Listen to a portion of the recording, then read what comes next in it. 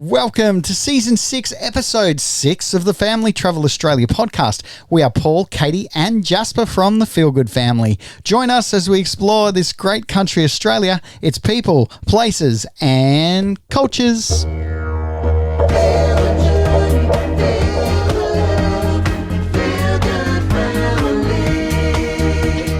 Yes, welcome to the Family Travel Podcast, where we share the latest in RV industry news, road trip travel, caravanning, camping, product reviews, where to go, what to do, and so much more. Thanks for joining us again. Yes, indeed. This week we hit the road, baby. Yep, we're back and we spend the week on the world's largest sand island, Fraser Island, at over 123 kilometres long and boasting over 100 freshwater lakes. This week's episode is part one of a two-part series on this spectacular island paradise. Plus, we're going to be talking 4x4 basic gear that you'll need if you're heading over to Fraser Island, plus a sand driving masterclass from our good friend Tony at 4x4 Treks Australia. What an episode we have for you this week. Oh, my goodness. And Fraser Island, I mean, we loved it so much. We honestly did not want to leave. 1 week is not enough. Yeah, I know.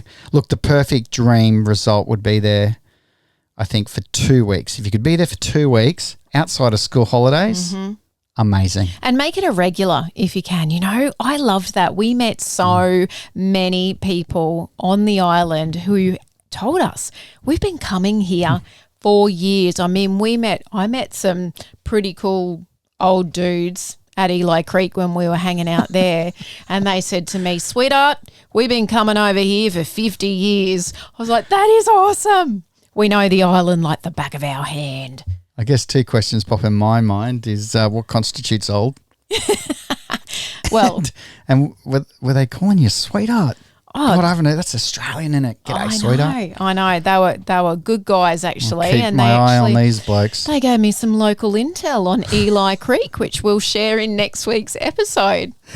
All right. Yes, this week we're going to stick to the west coast. I guess from the island you're looking back towards the big island, and we're going to also visit probably the jewel in the crown of Fraser, arguably, and that is McKenzie or Lake McKenzie. Next week we'll cover off Central Station, Pyle Valley, and of course that incredible East Coast. Oh, that is so full of treasures. It is remarkable how much this island has to offer when it comes to natural beauty. I had no idea. You know, you hear of the Lake McKenzies, but then when you're there and you're discovering there is so much more to Fraser Island than what you would initially think.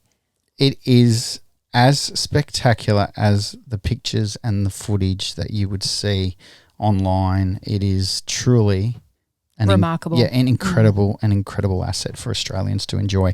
All right, let's start with how did we get there? We actually jumped on a ferry from a little place close to Hervey Bay in southeast Queensland called River Heads. I have to say, on that point, to have something as spectacular as Fraser Island that is located so close to the mainland and is so easily accessible for anybody to get over there is incredible. Truly is. Yes. Okay, so we drove. We were actually hanging out at our home base in Puna, so it was quite a short drive for us over to Riverheads where we boarded the ferry, and it's a really great system there.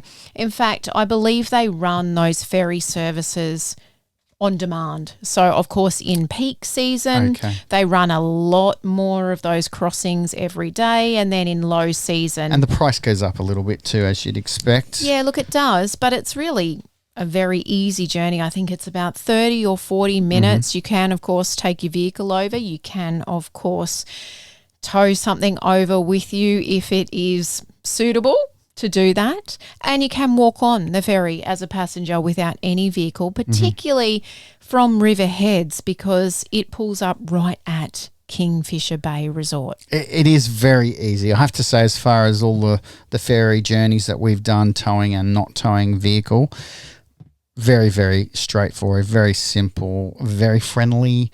Look, the price point for return just to take a standard vehicle four-wheel drive is $195 return off peak, and then that goes up from there. But be prepared to spend that much money. And at that price point, I think it's important to realise that if you're going to spend that, then you should be staying for at least a week. Yes, definitely. I mean, especially if you're taking a vehicle over like what we did, there is so much of the island to explore, and you can get over to the other side of the island and drive on those inland tracks and be real adventurers as well. So you want to make the most of that and have as much time as you can. The ferry's also a really great introduction to the island vibe as well, you know. Yeah. You could get on there and easily just exhale. Yes. That actually is a good point. That should be what that journey should be called, exhale. It is great. And of course you've got, you know, beautiful water views. There is a licensed bar, little cafe area up on the top deck, so you can get yourself a beverage. We grabbed a cup of tea. We headed over mid-afternoon, so I had a cup of tea and a bag of chippies, and it was fantastic. You're free to roam around as well. So, in fact, on the way back over, when we were coming back to the mainland, sadly, we just sat in our vehicle because it was the time of day and we were just happy to chill. Gee, it was lovely. Yeah, so you've got freedom while you are on that ferry. And then, of course, it pulls up right at Kingfisher Bay Resort, which is, of course, located on that western side of the island along that great sandy straits. Incredible environment. Amazing. And a good tip here is that as far as your tyre pressures for sand driving and exploring the island, do not worry about doing that until you are actually about to hit the sand. So leave your tyres at your full bitumen PSI, whatever that is, anything from 36 PSI to 50 PSI, depending on your vehicles and the vehicle load. And then, head off. And then if you are heading straight onto the sand, there's an area for you to pull over and deflate your tyres and work out your gear. We went straight to the resort. We checked in for 3 fabulous nights. It was so nice, actually. I mean, of course, it'd be awesome to go over and camp, but it was a little bit of a spoil for us to be able to go over and have 3 nights here at Kingfisher. And then, in fact, we headed over to the other side of the island to the Kagari Beach Resort over at Eurong. Next week. Yes, we'll tell you all about that as well.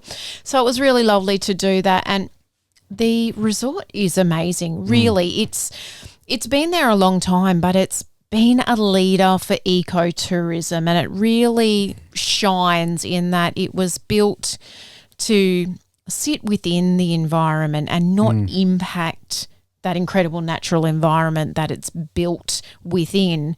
And so even as you're walking through the resort, you're in the environment, which I love as well, and the way that they've designed it is really to immerse its visitors into what is so amazing about Fraser Island. It looks as though they're just on the end of completing a fairly extensive refurbishment. So I felt that it was like world class. I know that sounds like a big call for a bit of an island resort like this.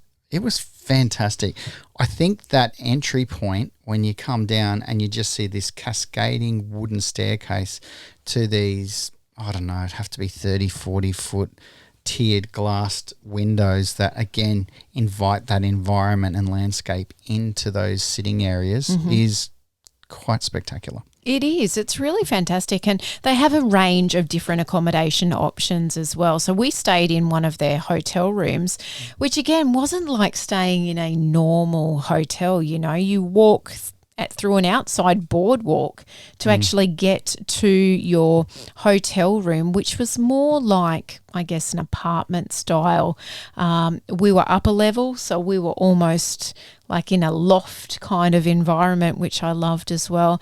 They do have 2 and 3 bedroom villas as well, and they also have a series of like beach houses. So depending on who you were coming over with or what occasion it was, it would be a brilliant place to come and base yourself.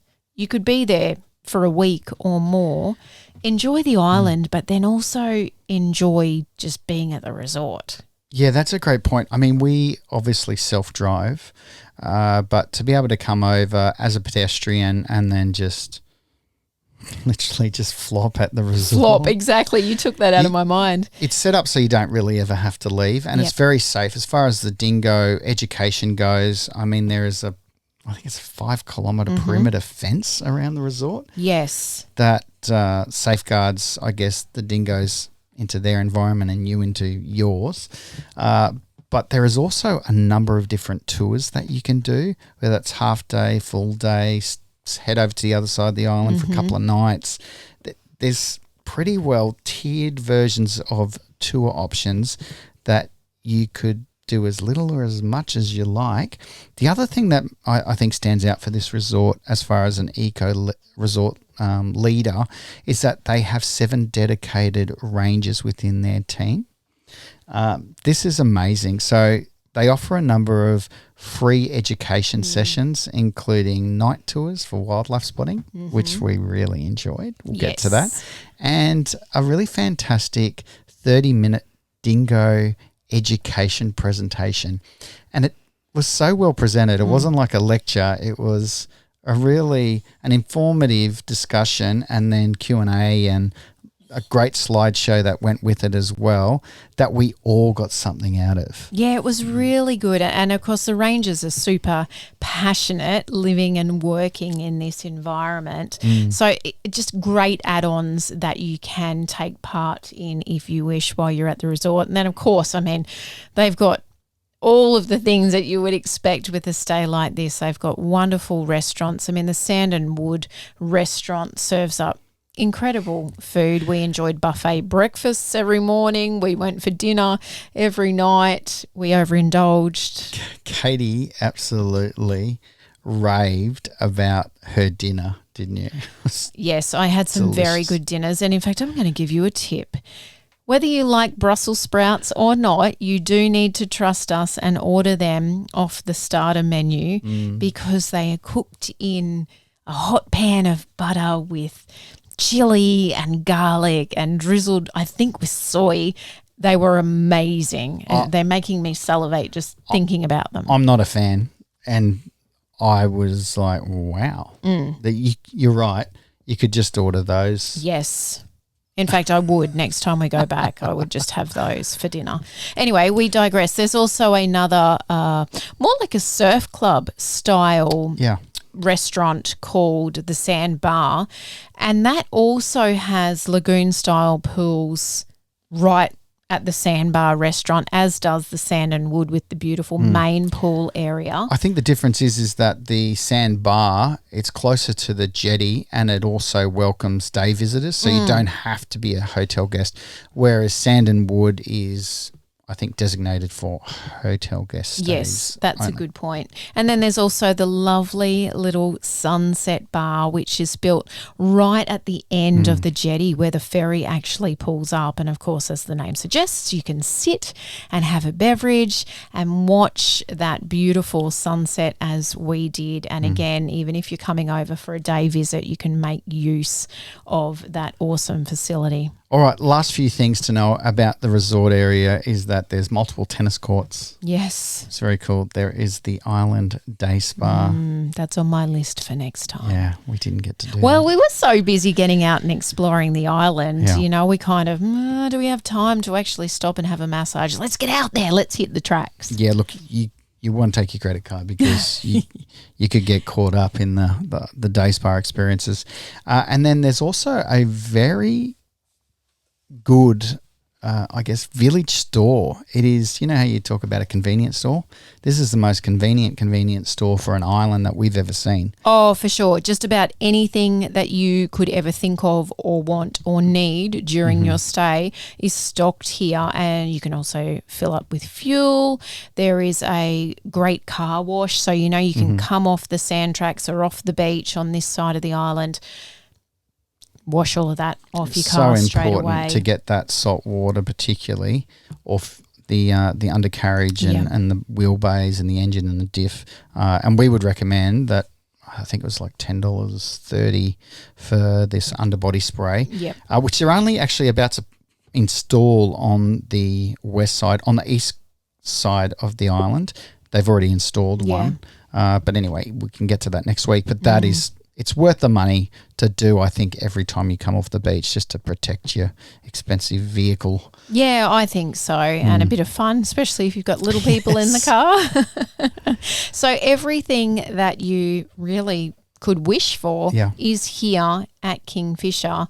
It doesn't feel like you're at a full touristy resort, you know. It very much is focused on that eco environment with the boardwalks that go throughout the wetlands as well. There's so many seating areas in and outdoors. Like, it doesn't matter what the weather's doing, you could find your own little nook to just unplug and, you know, listen to your favourite podcast. Yeah. Hint, hint. Yes. All right. Now let's get onto the action. We're going to be heading to Lake McKenzie. A quick bit of information though on the 4x4 gear that we would recommend that you have at a minimum. Okay. Now coming to Fraser Island, you wouldn't actually need to have yourself your own mini compressor.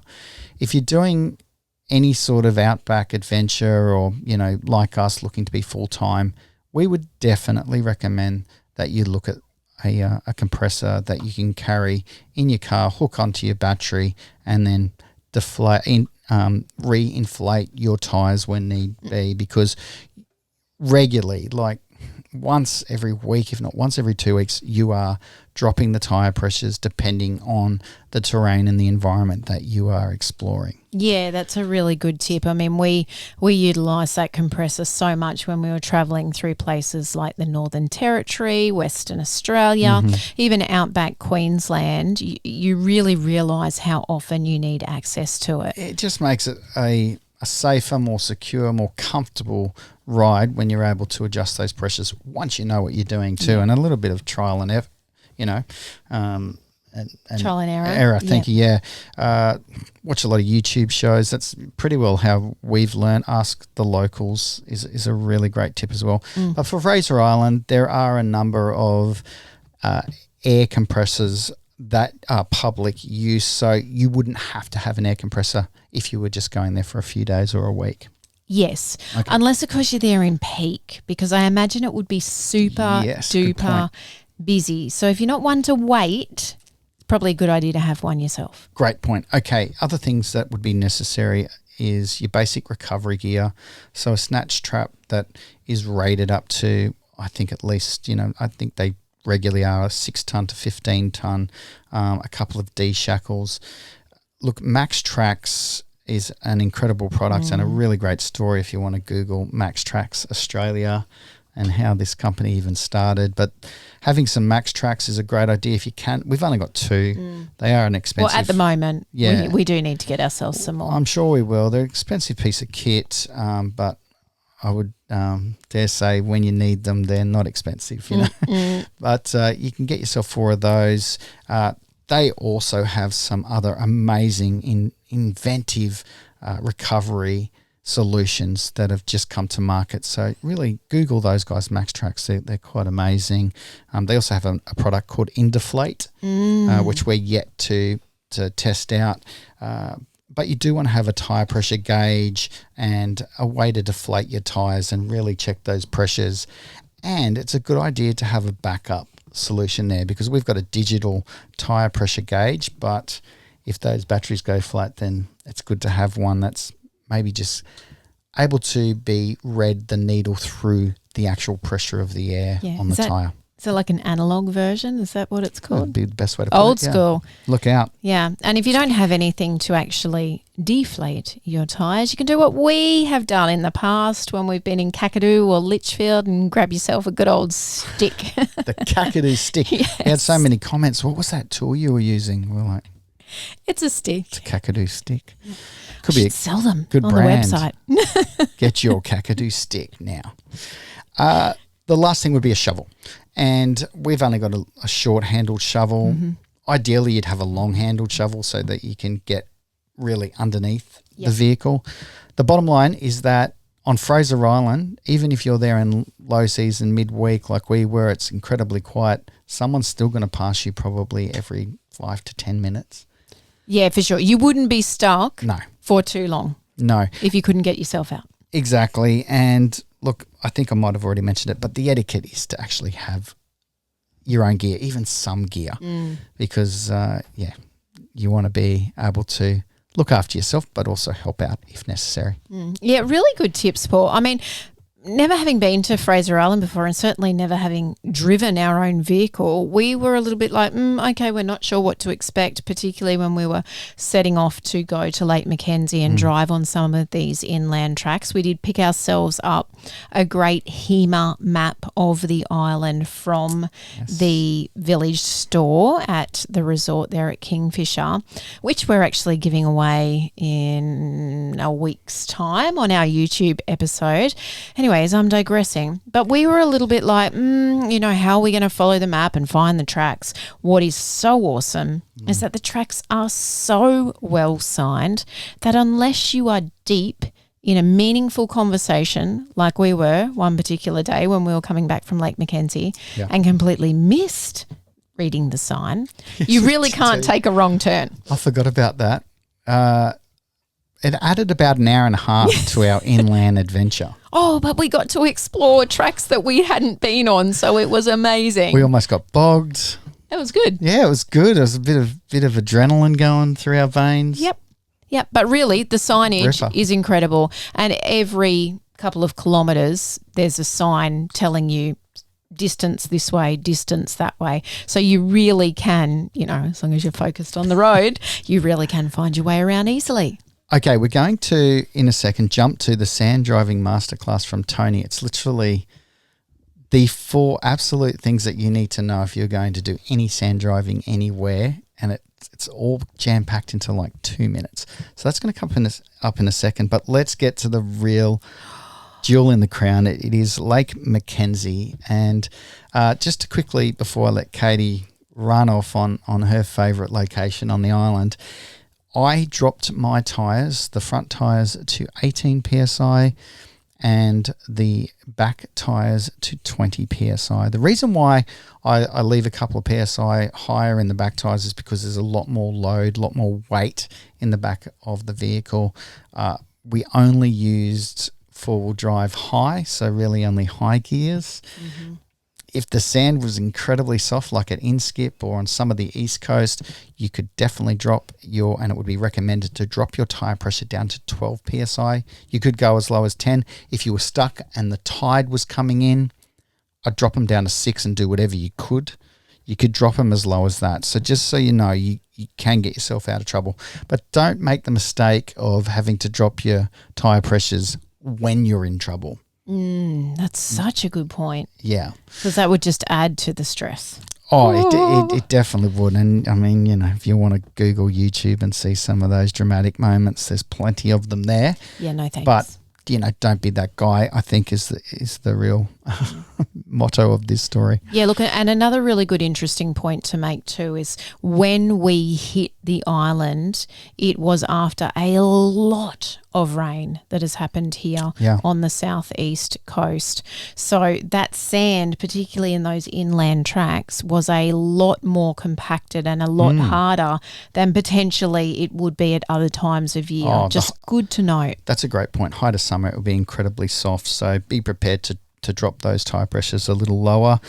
There's a 30-kilometre speed limit that is enforced. And if you watch our episodes, you will see the amount of times that we were interacting with police 2 random breath tests. We were only there a week.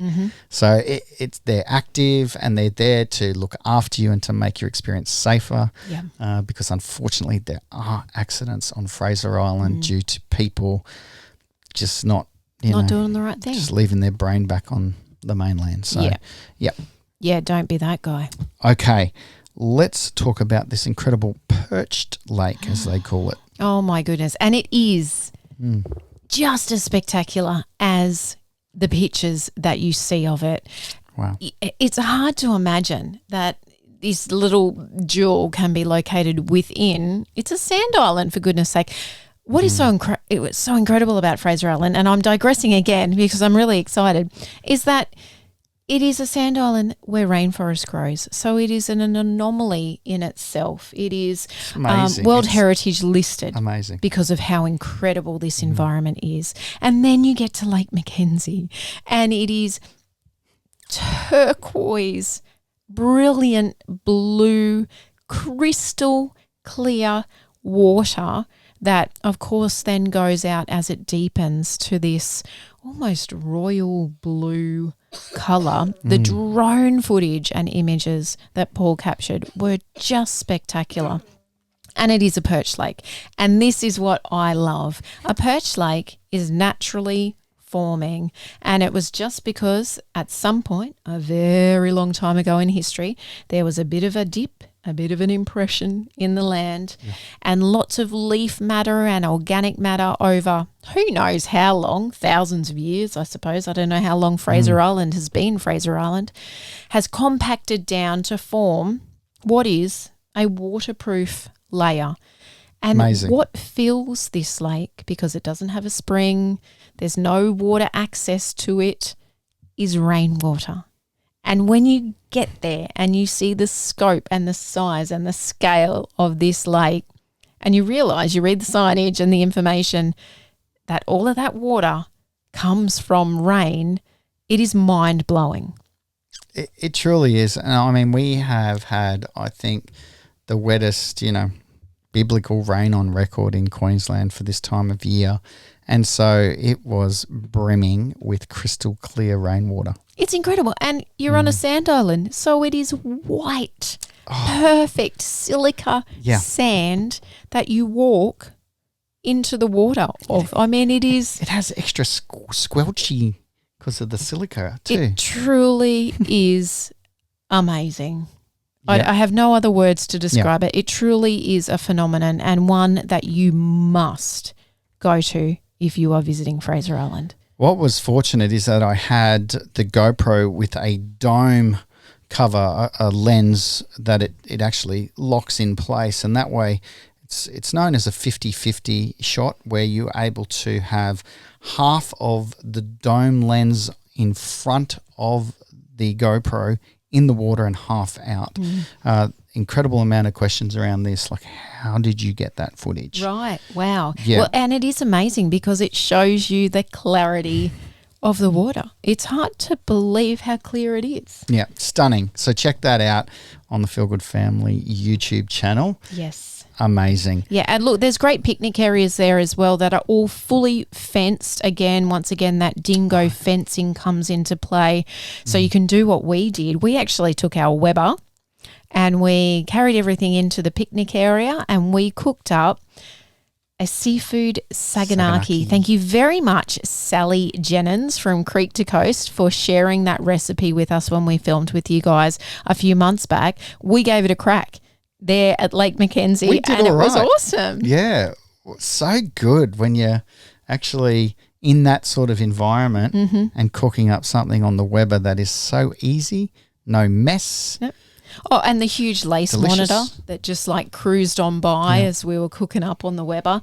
I mean, it truly is an amazing place. And they've done really well from a Parks and Wildlife and Ranger installation and the protection of you and the wildlife, that you can still be so, as you said, immersed in the environment and not be worried about the safety of your kids or yourself or your belongings, because the dingoes are behind a dingo-proof fence. Yep. Love it. Really fantastic. A really family-friendly place. A place, in fact, that we visited multiple times across the week because we fell in love with it so much. And it changed too. I mean, we were there on a slightly overcast day and it was still as stunning, but the watercolour was almost a greeny, jadey colour. And then we went the next day and we had the most beautiful bluebird, blue sky day. Wow. And holy dooly, it was just mind-blowing.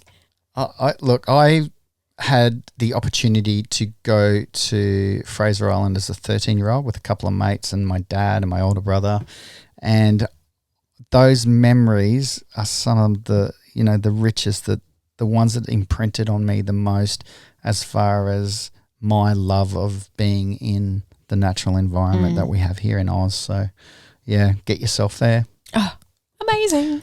Okay, let's jump over. We're going to quickly insert Tony from 4x4 Treks Australia. I want to get that right.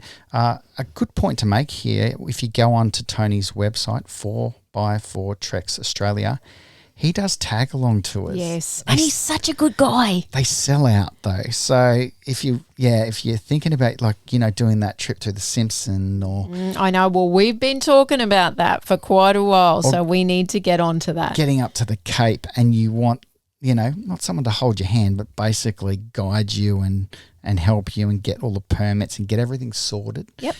He's your man. But here he is to share a very quick masterclass on sand driving.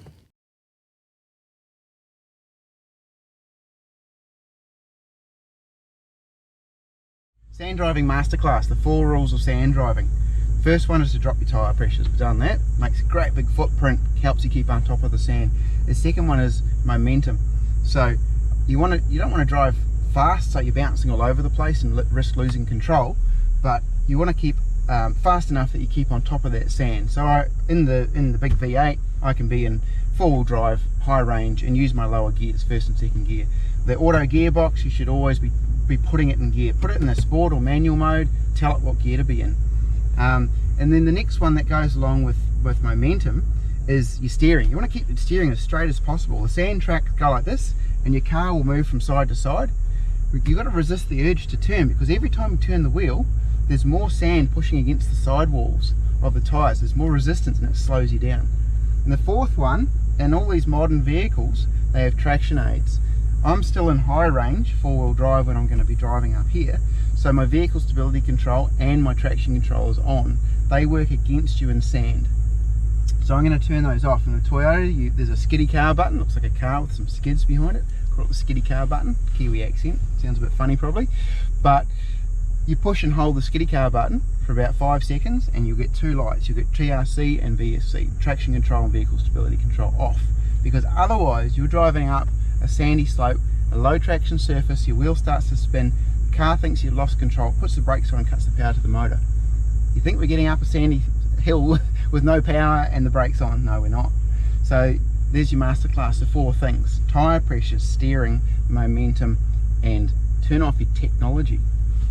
Awesome. How good is that? Thank you, Tony. Didn't that instill so much confidence in us when we did that with him? And as you said, Paul, we're in Byfield National Park, just north of beautiful Yeppoon there on the Capricorn coast, and he took us up Big Sandy.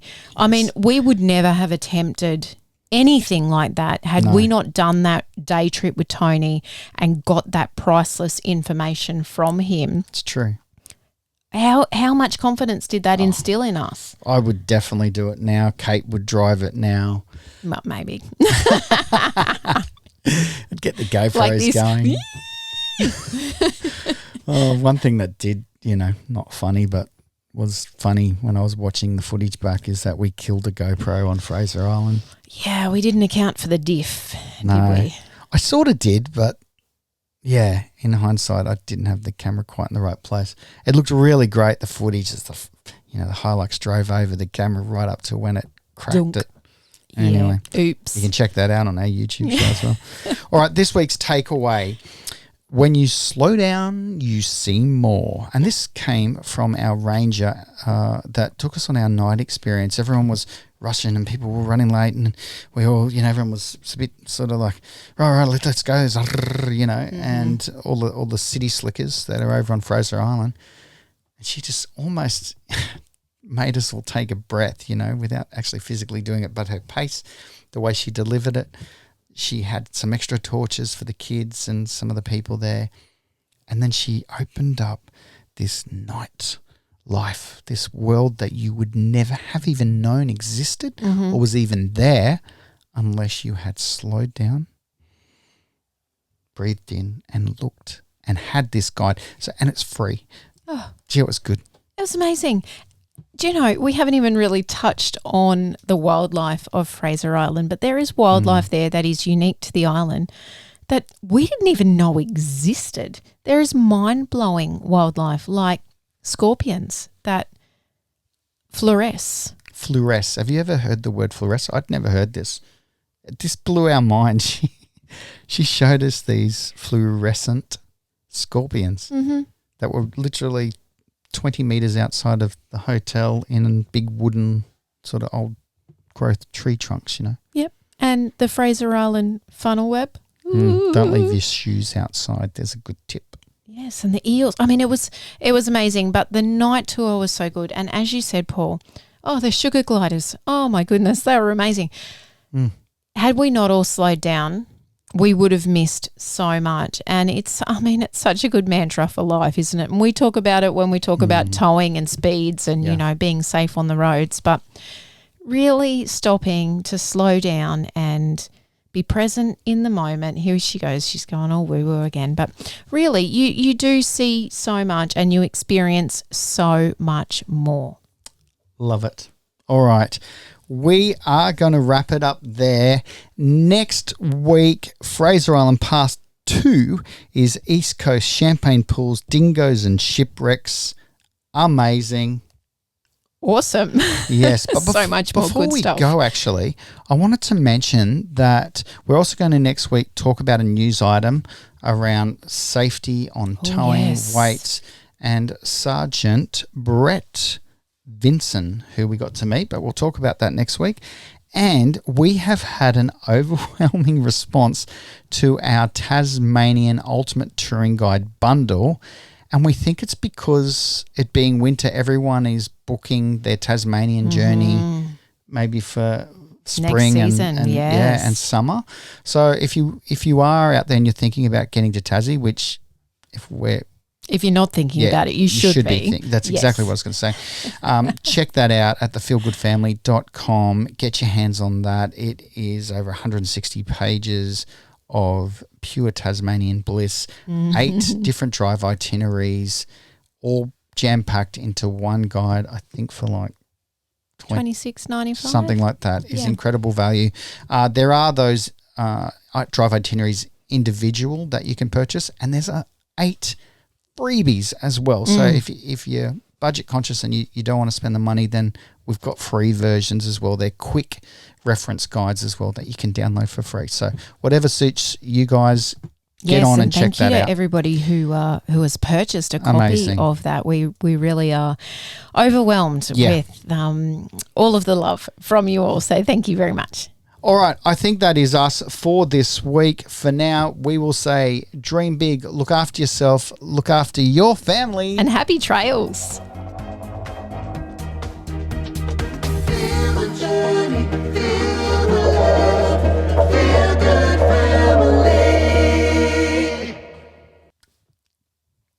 There you go. What a week. Awesome. Oh, my gosh.